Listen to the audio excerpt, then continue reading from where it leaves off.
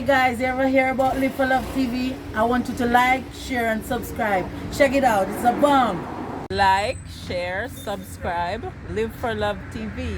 Awesome! Yeah, in the upcoming video you're about to see, I say relinquishing title when I meant to say relinquishing boxing license. So it's not relinquishing title, replace that with relinquishing boxing license. Welcome back to Live for Love TV. Today's the 26th day of the 10th month of the 22nd year inside the 21st century. I hope everyone's doing well out there. I don't know if any of you have ever conned anybody, cheated anybody or conned them out of anything, but it's amazing how names sometimes say a lot about us. And obviously, this is breaking news for some of you who may not have heard this yet, but this man named Benn, who is the son of Nigel Benn, and I'm using the word Connor literally, Conman Benn, who is the son of Nigel Benn. The breaking news is that he has relinquished his title, and he relinquished his title on the morning of the 21st of October, the day that he was supposed to go up for a hearing to talk about the failed drug test. And at that failed drugs test, they would have requested the B sample that he never asked for, which I talked about in the other video, that the B sample has to be requested by the person whose urine it is.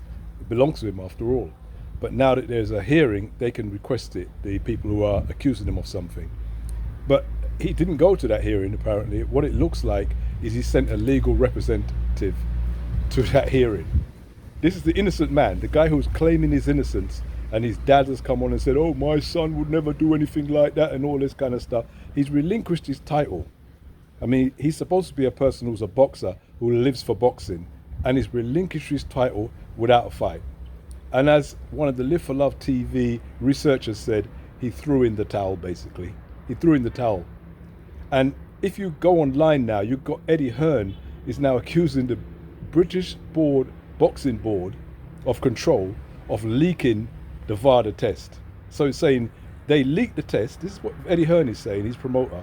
They leaked the test and didn't give him a chance to defend himself in the public's eye. But if they hadn't leaked the test, the fight would have gone ahead.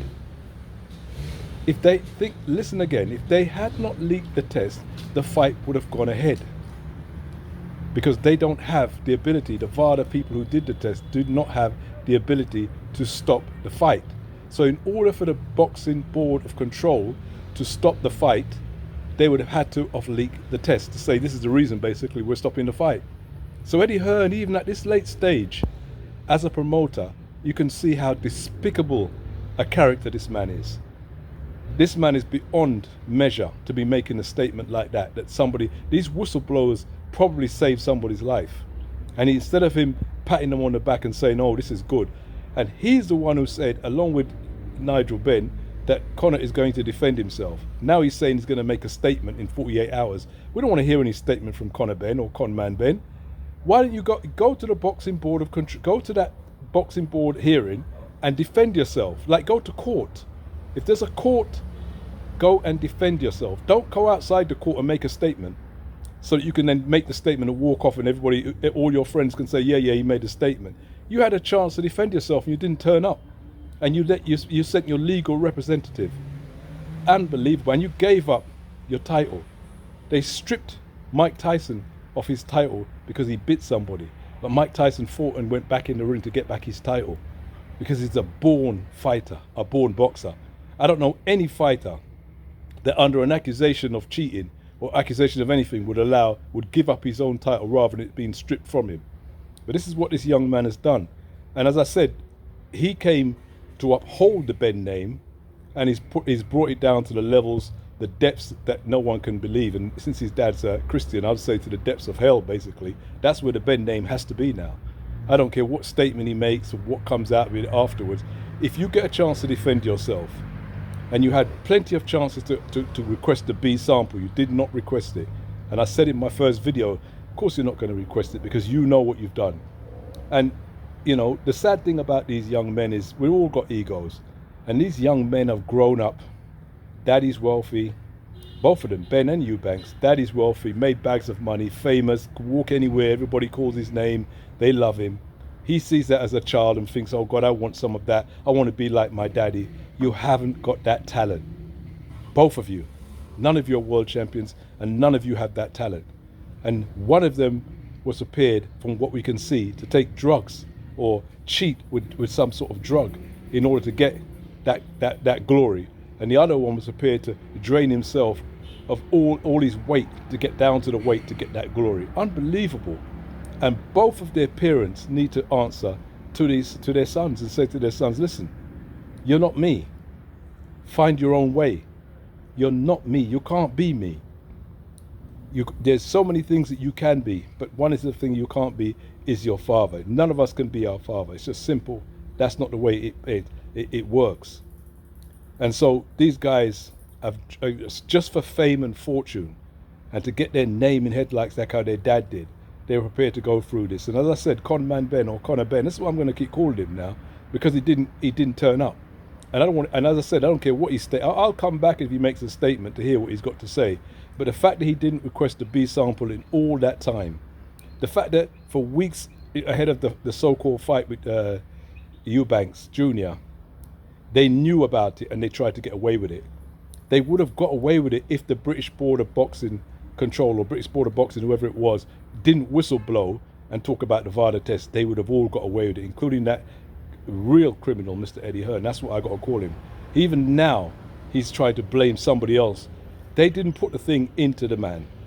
They didn't allow him to take that stuff. Whatever the stuff is that they found in his body has nothing to do with the British Board of Control. So why would you be blaming them and saying they didn't give them a chance? That silly statement. They doing that didn't give them a chance to defend himself. But he's had a chance to defend himself on the 21st of October, and he didn't take it. He'd rather relinquish his title on the very morning, so that he didn't have to really face the music and face the press. He knows what he's done. We've all done wrong. And whenever our wrongs come out and it first comes out, there's hardly nobody will admit that they've done wrong. Sometimes it takes weeks, months, years before you can come to terms with yourself and say, you know something, I really did wrong. I did bad. So I understand the fact that he didn't come out and he's not admitted it. It doesn't surprise me at all. And to go to your dad and say, Dad, you know, I just want you to be like you. I want you to be like you. That will break down the dad more than anything else. Because when the dads realize what they've done in their lives has not actually helped their sons, but actually made their sons basically so egotistical, they're prepared to either kill themselves or kill somebody else to get the same fame that they had. It's a very, very sad day for boxing. It's a sad day for the Benn family especially. I don't know, as I said in the first video, Mr. Nigel Benn, you're not with your son all the time. You should not be going out there and trying to defend your son in all situations. I said in the first video, if it happened to my son, I would not be able to defend that man, my son 100%. How could I go out there and do that? I don't know what he's been doing. I don't move with him. I don't walk with him. I've moved with people as a young man and not known that they've been taking stuff until years later. And I used to move with these guys maybe 3, 4, 5 times a week. And I still didn't know what they would take. So how can you be coming and saying you don't think, and when there is a chance, it's found and is actually found in his body, and you are coming out and say, just by his character, you don't know his character. This is the whole point of a father. You do not know your son's character. You think you do, because he's telling you, Dad, I wouldn't do this. Dad, I wouldn't do this. But just think of the shame. Think of the shame that he must feel having to face you as a parent to tell you, Dad, I just want it to be like you and I'd do anything to do it, even if I have to lose an arm and a leg. That's a shame that the young man was feeling, and that people like yourself and some of your parents put on their children. Don't put that kind of pressure on them. Let them know that they are enough just being who they are. They don't have to be no champion. And you should be just as good as who you are without having to be if it's just because you were a champion that you think you're great, then of course your son's going to want to be like you. But anyway, I'm going to have some updates on this as the breaking news goes through, and he comes out with his statement, and I'm already calling it a silly statement. I don't know what it's going to be, but we're going to be a silly statement. The fact that he's relinquished his title without a fight, as they say, thrown in the towel without a fight, then I think whatever he says falls on deaf ears. And Eddie Hearn, absolute disgrace. Take care. Live for Love TV.